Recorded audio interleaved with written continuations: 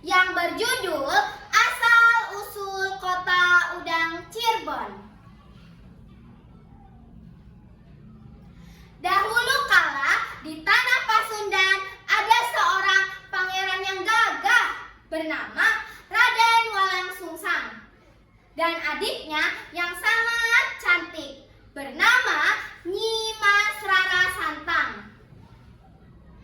Mereka adalah anak dari Raja Besar Pajajaran, Prabu Siliwangi. Namun hati mereka resah. Mereka ingin mencari ilmu agama Islam yang sejati. Dan akhirnya mereka memutuskan untuk meninggalkan istana yang megah. Kemudian mereka mencari tempat baru. Pangeran Walangsungsang dan adiknya berjalan jauh, menyeberangi sungai dan mendaki bukit.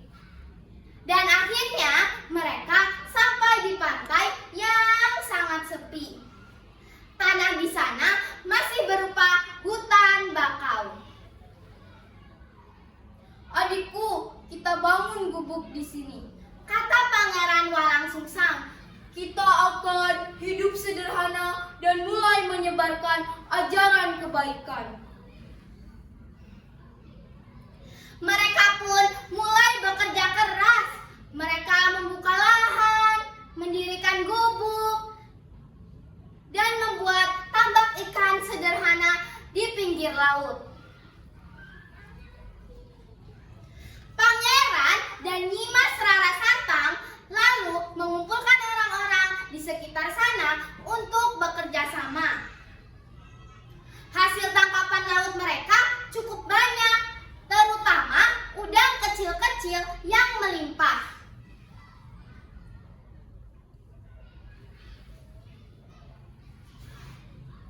Udang ini terlalu kecil untuk dijual, kata penduduk. Apa yang harus kita lakukan?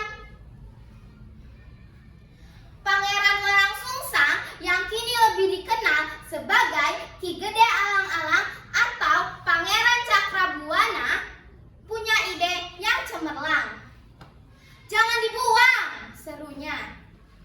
Kita tumbuk udang kecil-kecil ini, lalu kita campur dengan garam, kita buat terasi. Maka setiap hari para penduduk bahu-membahu menumbuk udang kecil-kecil yang biasa disebut rebon.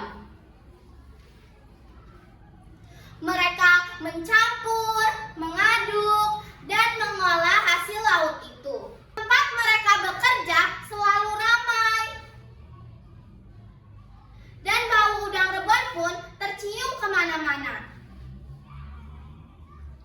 Karena wilayah itu menjadi pusat tempat berkumpulnya banyak orang, maka tempat itu menjadi area campuran atau pencampuran.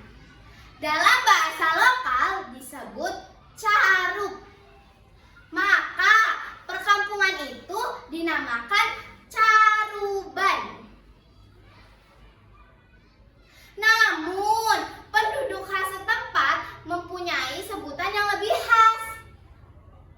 Mereka bekerja keras membuat terasi dari kata ci yang berarti air dan rebon yang berarti udang kecil-kecil.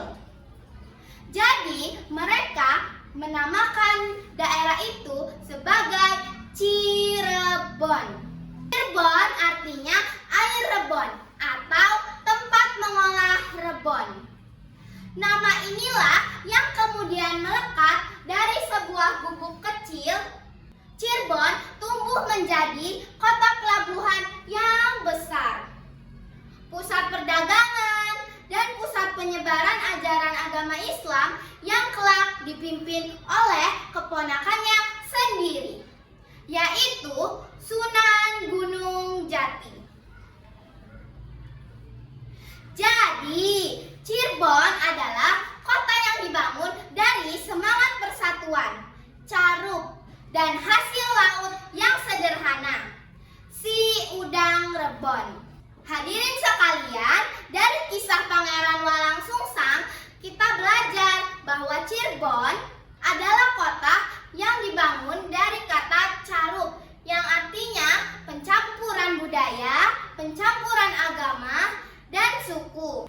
Mari kita jaga warisan ini, mulai dari kuliner terasi hingga semangat kerukunan yang telah berakar.